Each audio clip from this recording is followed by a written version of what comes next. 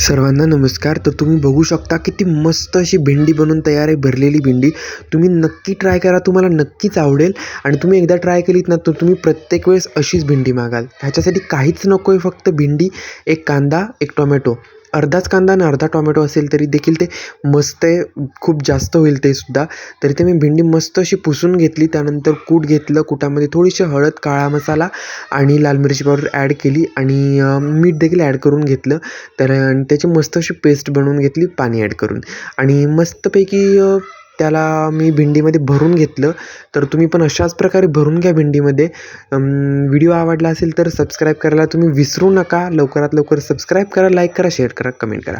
तर तुम्ही बघू शकता मस्त असं मी तेल ठेवलं. तेलामध्ये मी जिरी, मोहरी आणि लसूण देखील ॲड करून घेतला. कढीपत्ता ॲड केला. त्याच्यामध्ये टोमॅटो आणि कांदा मस्त असा परतून घेतला आणि भेंडी ॲड करून घेतली. तर तुम्ही पण अशाच प्रकारे करा. त्यानंतर 5 मिनिट आपल्याला भेंडीला बंद करून ठेवायचं आहे कढईमध्ये.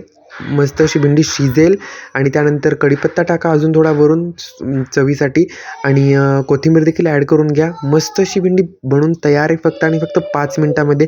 तुम्ही नक्की ट्राय करा, तुम्हाला नक्कीच आवडणार आहे, मी खात्री देतो. आणि लवकरात लवकर लाईक करा, शेअर करा आणि सबस्क्राईब करायला विसरू नका.